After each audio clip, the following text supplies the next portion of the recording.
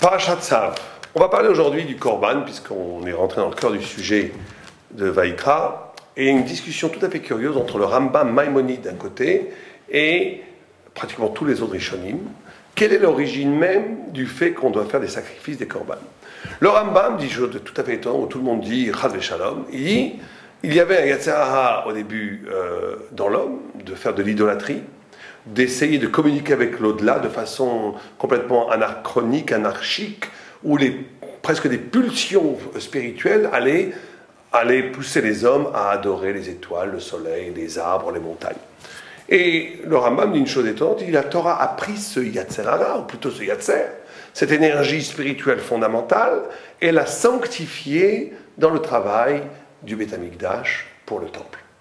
Et le Ramban, le Gaon de Vilna, tous les grandes sommités, même les Rishonim, disent Chaz Veshalom, disent c'est pas possible, la Torah ne peut pas être une cachérisation a posteriori de quelque chose qui est négatif. La Torah est une origine absolument pure, et ce n'est pas possible que la Torah vienne légitimiser, vienne comme un compromis, prendre ce qui dans l'homme est mauvais et le rendre cachère, donc c'est impossible. Alors quelle est la discussion?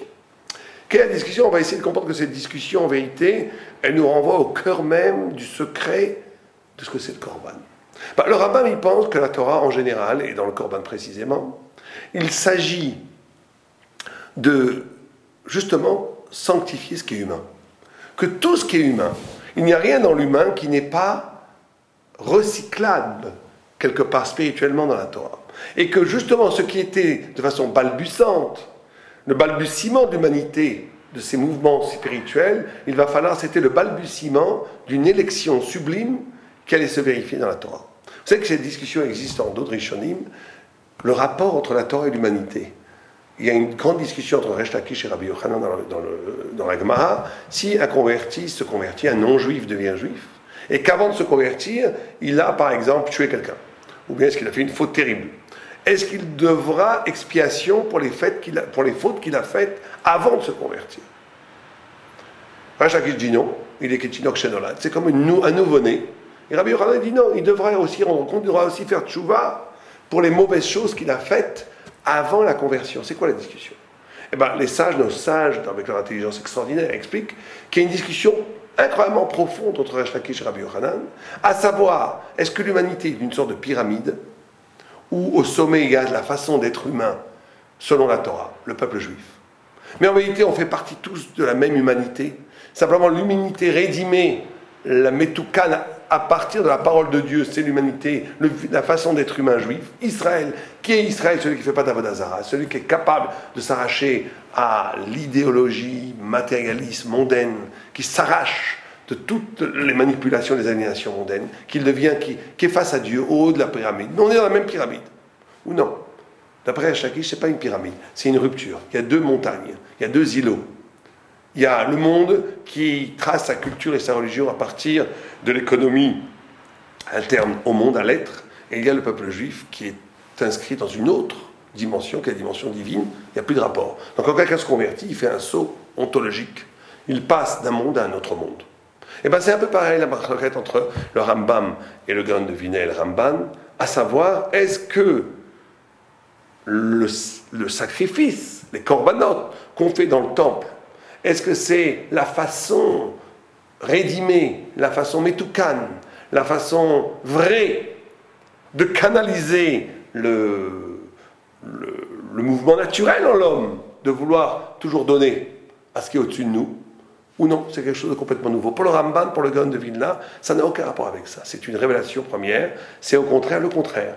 C'est comment les anges, comment dans les mondes supérieurs, Dieu est servi par les anges, comment ici, on va nous symboliser matériellement ce service. Vous savez que dans le temple, en vérité, on apporte un sacrifice qui est comme de la viande. Comme si on donnait à manger à la divinité. On versait du vin, comme si on donnait à boire. On versait de l'eau, comme si on donnait à boire. On apportait des pains, comme si on apportait des pains, etc., etc. Qu'est-ce que signifie de servir un Dieu transcendant qui nous donne tout, qui nous donne la vie, qui a kol echol, qui n'est pas physique, qui n'a pas besoin de tout ça? Pour le Rambam, c'est une façon de créer une intimité avec notre roi, mais de façon, la Torah nous dit comment le faire. du bas vers le haut. Pour le Ramban et pour le Gaon de Vilna, c'est le contraire. C'est quelque chose qui n'a rien à voir avec la pulsion originelle idolâtre. C'est quelque chose qui est de purement spirituel, comme les anges servent Dieu. Simplement, nous, hommes, on a besoin de nous donner des images, des représentations. Mais en vérité, le vin symbolise le secret, la viande symbolise la puissance énergitale, etc., etc. Ça n'a aucun rapport avec ce qu'il y a dans le monde. Donc on a deux discussions, deux façons de voir le monde. Est-ce que le mouvement est de haut en bas, ou le mouvement est de bas en haut? Nous, on dit toujours « Elou, Elou, Divolo, Kimchaim ». Les deux sont la parole du Dieu vivant, et dans les deux, dans tout travail spirituel, il y a les deux mouvements. Il va falloir donner un sens spirituel à toute notre énergie animale, notre violence, même notre colère. La Gemara dit que quand quelqu'un est violent, quand quelqu'un aime le sang, qu'il se fasse shochet, qu'il se fasse sacrificateur, qu'il abatte des bêtes pour la cachérisation des bêtes, etc., etc. Si quelqu'un aime le sang, qu'il utilise cette violence pour la Torah. Donc il s'agit, on est dans le mouvement du Rambam, de prendre l'énergie du bas et de la sanctifier vers le haut. Mais d'un autre côté, on nous dit aussi, il faut faire l'autre côté. Tout ce qui est physique, par exemple la bouche, on mange avec la bouche et on parle avec la bouche. En donner un sens métaphysique. Qu'est-ce que ça veut dire que le même lieu est le lieu où je mange et où je parle? Un exemple, je vous donne. On nous apprend qu'absorber la vie, il faut rendre la vie de façon spirituelle, etc., etc. C'est-à-dire que chaque mouvement de la vie, il faut lui donner un double mouvement qui est le korban. Un mouvement où l'être physique, l'être bestial, l'être animal, l'énergie vitale doit être traduite en spiritualité, elle doit s'élever. Ça, c'est le mouvement de bas en haut. Mais d'un autre côté, il faut aussi être capable de voir dans chaque phénomène matériel, chaque phénomène existentiel, le signe d'un sens qui nous dépasse complètement. C'est les deux mouvements qui sont vrais. Alors, pour conclure, on parle de korban. Il faut savoir qu'il y a 7 korban dans la Torah. Il y a Ola, Holocauste, on pourrait dire en français, qui est complètement brûlé. Tout va vers l'au-delà. Il y a Khatat, expiation, expiatoire, quand quelqu'un fait une faute, sans faire exprès. Beshogeg, il y a Hacham. La plupart des Hachamot étaient amenés quand quelqu'un ne savait pas s'il avait fait une faute ou pas, on va expliquer. 4e, il y a Shlamim, le sacrifice du partage, du shalom, de l'amour. 5e, il y a Maaser, donner un 10e de sa récolte ou de ses bêtes, on envoyait au temple. Il y a Bechor, les premières bêtes qui naissaient, on les offrait au Kohen qui les offrait au temple. Et le 7e, c'est Pessah, la libération. On va essayer d'expliquer rapidement. Tout le monde comprend qu'il y a 7 corbanotes. C'est que la Torah, elle est toujours structurée autour du chiffre 7 et 8. 7 étant le maximum de la nature, 8 étant l'au-delà de la nature. Mais 7, c'est toujours 6, les 4 points cardinaux, le haut, le bas, et le point central, qui est la spiritualité de cette dimension-là. Donc 7, c'est toujours les Juifs vivent dans le chiffre 7. 6 jours, le Shabbat unifie et donne le sens à tout le reste de la semaine. 6 années, Shemitah, etc. Et c'est toujours comme ça. Donc 7 corbanotes qui sont effectivement les 7 facettes du travail divin. Donc on nous dit, la première, c'est Ola. Ola, c'est Holocauste, c'est-à-dire tout va à Dieu. Il y a une partie de notre travail spirituel qui doit être construit autour, tout va à Dieu. Je ne demande rien en retour. Je ne veux rien prendre. Être capable de faire un acte désintéressé. C'est l'alphabet, l'alphabet du travail divin. Ça veut dire qu'on ne peut pas, dès qu'on inscrit la pratique spirituelle dans une logique où j'essaie de récupérer quelque chose, bien que c'est l'olishma et avolishma, il y a un moment donné où c'est légitime, on n'est pas tous des anges, mais le but à agir, c'est l'ishma. Le but à atteindre, c'est l'ishma. Si quelqu'un pratique la Torah pour se sentir mieux dans sa peau, si quelqu'un pratique la Torah pour avoir du shlom bayit, etc., c'est peut-être bien, mais on est à côté de la plaque. Complètement à côté de la plaque. La Torah ne fait pas les utilités. La Torah est au-delà de l'utilitaire. La Torah, c'est la capacité de développer, dévoiler dans l'homme toute cette partie qui est faite pour une intimité avec Dieu qui dépasse tout intérêt.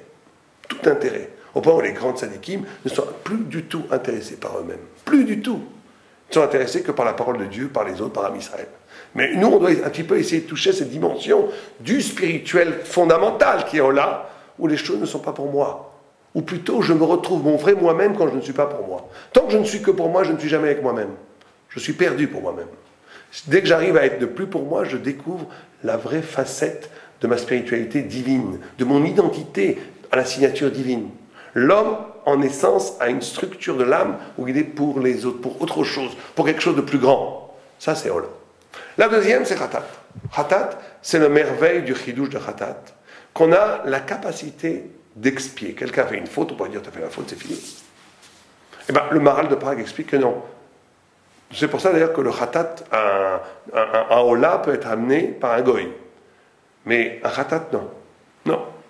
Pourquoi? Parce que le Khatat, c'est la conscience aiguë pour un juif. Que quand j'ai fait une faute, cette faute n'a aucun rapport avec mon essence. Si quand j'ai fait une faute, ça avait rapport avec mon essence, aucun korban, qui est quand même un axe d'extériorité, j'amène une bête à ma place. Je tue une bête, c'est moi qui devrais mourir, c'est la bête qui est tuée à ma place. C'est ça la notion du korban, du Khatat. Eh bien, cette bête qui va mourir à ma place, elle ne peut mourir à ma place que quand j'ai fait la faute, j'étais moi-même pas à ma place. Mais si, en faisant la faute, je rencontre mon essence, alors là, c'est la catastrophe. Il n'y a aucun korban ne pourra expier ça. Si la faute, c'est pour ça que toutes les fautes d'apikorsut, d'hérésie, sont inexpugnables, on ne peut pas les enlever. La faute, la conscience, le retour de la capacité d'avoir le salut des fautes, d'être pardonné des fautes, c'est avant tout la compréhension que cette faute n'a aucun rapport avec moi. C'est quelque chose d'extérieur, c'était des attirances extérieures qui n'a aucun rapport avec l'essence de ma vie. C'est pour ça qu'on peut amener un khatat. Un khatat, ça montre que ce que j'ai fauté n'était pas du tout quelque chose qui était le reflet de ma vraie personnalité. C'était une trahison de moi-même. Donc je comprends cela, j'extériorise, j'instrumentalise à l'extérieur de moi-même la faute et je dis, voilà, c'est pas moi, c'est cet animal. Là, ça marche. C'est le khatat, c'est la merveille du khatat. Le troisième, c'est Hacham. Et le Hacham demande une expiation plus difficile encore que le khatat. Parce que vous savez que le korban qu'on a amené au Hacham était plus cher que le khatat. Parce que la plupart des Hacham, il y a plusieurs Hachamot, mais la plupart des Hacham, c'est quand peut-être j'ai fait une faute, peut-être j'ai pas fait de faute. Vous savez, c'est cette sorte d'entre-deux où la tchouva n'est pas possible. Quand je suis sûr d'avoir fait une faute, ben, je peux faire tchouva, ça c'est pas bien. Mais quand je ne sais pas si c'est vraiment une faute ou pas, c'est peut-être bien, c'est peut-être pas bien, c'est peut-être permis, c'est peut-être interdit. Quand je vis dans cette zone grise d'entre-deux, où je me dis, bon, ça c'est oui, permis, peut-être oui, pourquoi pas, ne pas étudier la Torah, passer son temps à regarder la télé, bon, c'est pas, je fais pas d'avodah zara, je mange pas du cochon. Oui, mais tu gâches ta vie, tu fais rien. C'est d'entre-deux. Ça demande une expiation encore plus dure, encore plus forte. Parce que quand quelqu'un, c'est pour ça que vous savez que Rabbi Yoshua ben Levi, quand il est mort, enfin il n'est pas mort, il est mort en quelques secondes, il est revenu sur terre. Il dit, qu'est-ce que tu as vu là-haut? Ben, j'ai vu un monde renversé. Olam hafur haïti. Ce qui paraissait terrible ici, ben là-haut, il y a une expiation facile. Ce qui paraît rien du tout ici, c'est terrible. Quoi? Ben, les gens qui ont tué quelqu'un, c'est terrible, bien sûr que c'est terrible. Mais les gens font tchouva quand ils ont tué quelqu'un, ils ne peuvent pas porter la faute. Donc en haut, c'est des fautes qui sont moins graves. Alors que quelqu'un qui a fait souffrir les gens autour de lui, qui a lancé des vannes méchantes à sa femme ou à ses enfants, quelqu'un qui a l'air de rien, bon, ça ne lui enlève pas du tout que c'est un sadique, il a la barbe, le même chapeau. Mais oui, mais voilà qu'il... Eh ben ça c'est terrible là-haut. Parce qu'il n'a pas fait tchouva, il a cru que c'était des entre-deux, ça avait l'air de rien. Mais c'est terrible. Le quatrième, donc le rapport, le travail spirituel, c'est d'être capable d'être dans ce rapport de clarté. Le bien, le mal. Vous savez qu'on dit que plus quelqu'un est grand, il y a trois niveaux. Il y a le bien, parvé, c'est ni bien ni mal, manger une pizza. Troisièmement, la vera, le mal. Et on dit que plus quelqu'un est grand, plus cet espace parvé, neutre, entre le bien et le mal, il se rétrécit. Le tzaddik, il n'y a plus de parvé. Il n'y a plus que deux niveaux, le bien et le mal. Tout ce qu'il fait, c'est bien ou c'est pas bien? Je dois faire ça ou je ne dois pas faire ça? Il n'y a plus de parvé. Plus quelqu'un est petit, plus le parvé est grand. Plus la neutralité est grande. Il n'y a pas de vie neutre. C'est ou bien ou mal. Quand on arrive à la finalité de soi-même, c'est ou bien ou mal. Ça, c'est le hacham, c'est l'expiation du korban hacham. Le quatrième, c'est shlamim. Shlamim, il y en a ces deux niveaux, c'est la notion du partage. Il s'appelle shalamim, mais il y a la notion de shalom, parce que tout le monde mange du korban shlamim. Il y a une partie qui va au misbeach, à l'autel, une partie le Kohen mange, une partie celui qui apporte le korban shlamim mange, consomme aussi le sacrifice du shlamim. Ça fait le shalom, tout le monde partage le korban. Donc il y a une sorte de shalom. Mais c'est aussi shalom toda. Shlamim, c'est la capacité, quand il nous arrive un miracle, on amène un shlamim. C'est la capacité de dire merci. C'est très important cette capacité de dire merci. Vous savez que les sages étaient très pointilleux pour quelqu'un qui n'avait pas de hakaratov, de reconnaissance. Les kfouira, les kafouy tova, les gens qui n'étaient pas capables de reconnaître qu'on leur avait fait du bien, les sages, ils étaient terribles avec ces gens-là. Pourquoi? Parce que ça dénote que la personne n'est pas capable de comprendre qu'elle n'est pas autosuffisante, qu'elle reconnaît que l'autre lui donne. Si quelqu'un n'est pas capable de reconnaître qu'il est comme une bête, comme un animal, comme une plante, comme chose de mort, qui absorbe sans rendre ce qu'il absorbe. La reconnaissance, c'est une façon un peu de rendre. Quand on dit merci, genre un petit peu, je reconnais. En français, en hébreu, le verbe reconnaître et le verbe remercier, c'est la même chose. Reconnaissance, je suis reconnaissant, et je reconnais. Donc le dire merci, c'est le fait de reconnaître, comme Toda et Toda, la même chose en hébreu. Le fait de reconnaître, de dire merci, c'est reconnaître. Et quand je reconnais, alors j'intègre l'autre dans ma vie. Ça, c'est très important, le Korban Toda, Korban Shlamim, la notion de partager la spiritualité. Quelqu'un qui serait spirituel et qui ne serait qu'avec lui-même, qu'avec Dieu dans une grotte, ben, ce n'est pas la vie juive. La vie juive, c'est la capacité d'amener la lumière du ciel et de la partager à table avec les frères, les sœurs, la femme, les enfants, les amis. Ça, c'est Shlamim. Après, il y a Maaser. Maaser, tout ce qu'on gagne, tout ce qu'on a dans la vie, il faut rendre une partie à Dieu. Celui qui, encore une fois, là, Shlamim, c'est entre moi et l'homme. Maaser, c'est entre moi et Dieu. Il faut savoir que 10% de tout l'argent qu'on gagne, ce n'est pas à nous. C'est pas à nous. C'est là pour construire notre éternité. C'est notre façon d'investir cet argent dans quelque chose qui ne doit absolument pas servir au lamazé. Certains utilisent leur maaser avec des kunsim pour l'éducation de leur enfant, tout ce que vous voulez. C'est pas la façon de faire. Le maaser, il doit normalement aller pour quelque chose qui n'a aucun rapport avec moi, mais qui, paradoxalement, est le lieu de mon éternité, parce que justement, j'investis dans quelque chose qui n'est pas du olamazé. Donc si c'est pas ce monde-ci. Si c'est pas ce monde-ci, c'est quoi? C'est le monde futur. J'investis le monde futur. 10% ou 20%, jusqu'à de 10 à 10%, c'est le minimum. Le mieux, c'est de donner 20% de tout ce qu'on gagne. Mais c'est pareil avec les bêtes. Les bêtes qui naissaient, on apportait le korban maaser, on l'apportait, 10% du cheptel juif était sacrifié au temple. Tous les 10 qui passaient, on les amenait au temple. Ça, c'est le maaser. Bechor, le 6e korban, Bechor. Bechor, c'est la notion de l'origine. Il n'y a pas de spiritualité sans recherche de l'origine, sans questionnement de l'origine. D'où je viens? Pourquoi je suis là? Qu'est-ce qu'il y avait avant? Le questionnement de pourquoi je suis là. Pourquoi? Qu'est-ce que Dieu veut de moi? Quelle est mon origine? Quelle est l'origine de l'essence même des choses? Ça, c'est la spiritualité la plus fondamentale. Il n'y a pas d'arrachement à la matière, d'arrachement à l'aliénation mondaine, quotidienne, si je ne me pose pas la question de l'origine. La question de l'origine, c'est le Korban Bechor. C'est la première chose qui naît, nous rappelle que tout vient de Dieu. Donc il y a une sorte de rapport avec Dieu qui dépasse toute la logique des mondes. On est dans un rapport d'avant le monde. On dit que Yochevet, quand elle a enfanté Moïse, elle a rajeuni. Pourquoi elle a rajeuni? Parce que l'âme de Moïse venait d'un seuil spirituel où tout est mitradesh, tout est de renouveau. Et donc Moïse a régénéré la vie même de sa mère, Yochevet. Il y a une partie de nous-mêmes qui ne doit devoir rien à la logique de la vie. Quelque chose qui se renouvelle, qui a un rapport, qui court-circuite toutes les logiques du monde et qui se rapproche rien qu'avec Dieu. Et le dernier, c'est Pessah. Justement, on est toujours Tzav et Vayikra est proche de Pessah. C'est parce qu'on est dans la notion, le Korban est une libération.